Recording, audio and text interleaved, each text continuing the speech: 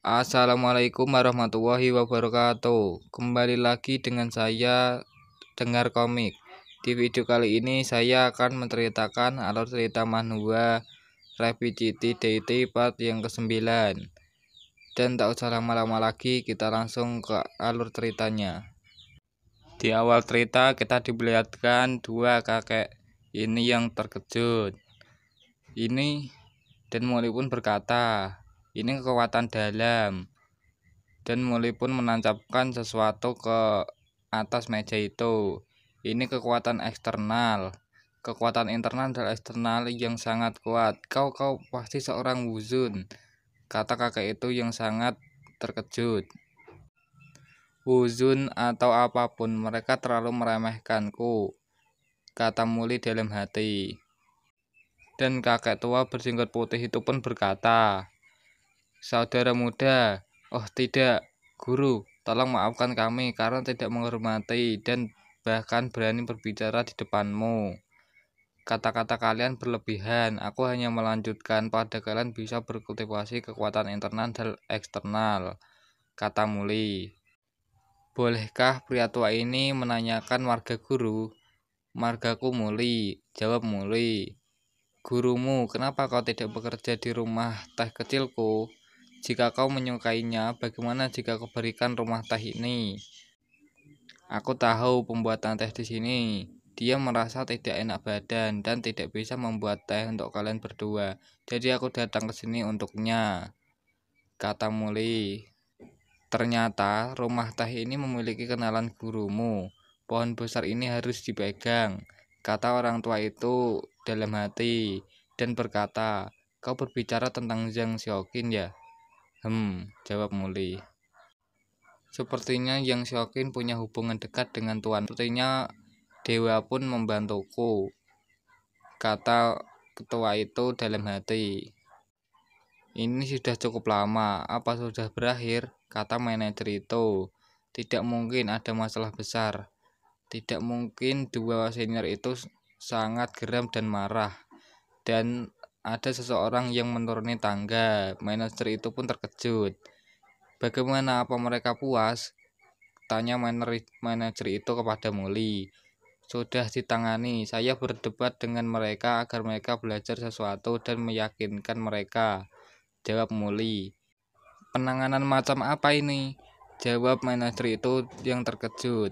Jika semua baik-baik saja, aku akan pergi, tanya Molly. Apa identitasnya? Apa yang memberinya keberanian untuk berdebat dengan mereka? Pikir pria itu.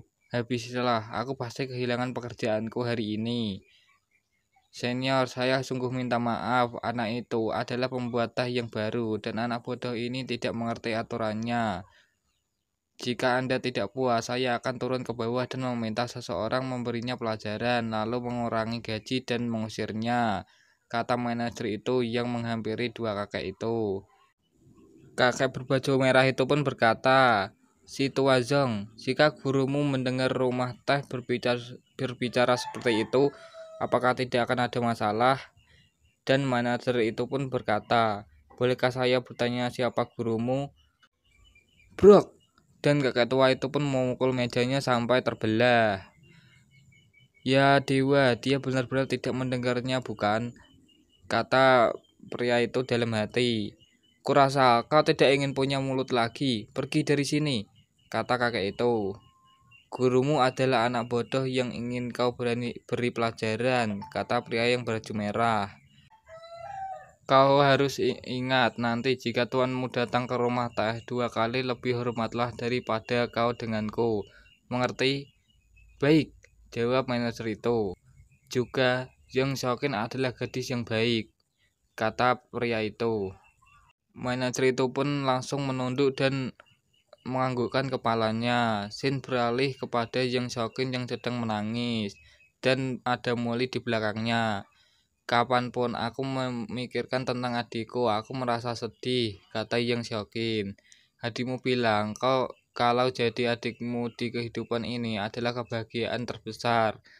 Jangan sedih, mungkin kau akan bertemu lagi nanti, kata Molly. Kau tidak perlu menyenangkanku. Aku melihat sendiri keramas tubuhnya dengan mataku sendiri. Bagaimana mungkin baginya untuk bangkit dari kematian, kata wanita itu. Namun Muli, aku sungguh ingin bertemu dengannya, kata Yang Siokin sambil menangis. Kakek tua berjenggot putih itu pun berkata, dia akan bertanggung jawab di rumah teh ini mulai sekarang. Terima kasih. Sin pun beralih kepada wanita hantu adik Yang Siokin, dan ia pun berkata, apa ini? Muli pun menjawab, itu botol giok porsalin, aku membelinya di pasar, itu akan jadi tempat perlindunganmu nanti. Muli, aku selalu penasaran orang seperti apa dirimu, dan kenapa kau punya kemampuan yang kuat. Di mana kau mempelajari semua ini? Tanya wanita itu. Dari mana kau mendapatkan semua pertanyaan itu? Masih ada beberapa aku dengar di ruangan pria ada benda tersembunyi yang tidak bisa dilihat. Ada beberapa buku kuning yang tersembunyi di bawah ranjang. Apa kau menaruh di sana? Kata wanita itu. Dan Molly pun membuka botolnya. Baiklah, akhiri pembicaraan. Tiba-tiba ada seseorang yang mengetuk pintunya. Kakak, apa kau di sana?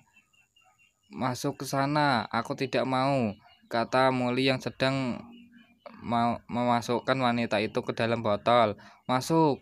Aku benci dirimu, kata wanita itu dan masuk ke botol. Tiba-tiba adik Molly pun masuk. Kakak, ingat untuk memperhatikan sekitar, kata adiknya. Adik, apa yang kau bicarakan? Tanya Molly. Kau pikir kami tidak dengar suara keras wanita dari luar? Jika aku tahu kamu membawa wanita ke dalam rumah denganmu, jangan menyalahkanku bersikap kasar. Kenapa? Kamu mencari dari mana saja? Kata Molly sambil ketakutan. Pria bernama Yu Xiaosong mencarimu. Dia bilang obat yang kau minta padanya telah datang, kata Musin. Oke, aku akan pergi menemuinya, kata Molly. Jangan keluar selama beberapa waktu, kata Molly yang berbicara pada hantu itu. Apa tidak mau rasanya tercekik di dalamnya, kata hantu itu. Kakak, apa yang kau lakukan? Dan ada pria berambut merah yang datang, bernama Tuan Han. Tuanmu, ini obat berusia 100 tahun pertama yang ditemukan keluarga kami untukmu. Silakan dilihat. Dan Molly pun melihatnya.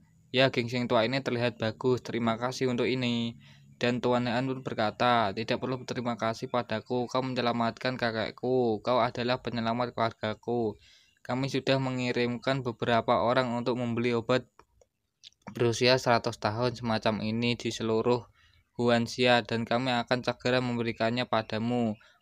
Begitu kami mendapatkannya, itu akan terlalu merepotkanmu. Biarkan aku membeli herbal yang kau temukan nanti. Kau penyelamat kami, bagaimana bisa kami membiarkanmu membayar? Kata pria itu. Oh iya tuanmu, 3 hari nanti akan jadi hari ulang tahun kakekku yang ke-65 tahun. Kuharap kau punya waktu untuk menghadirinya. Oke, aku pasti akan datang, jawab Molly. Dan Sinbun beralih di malam hari.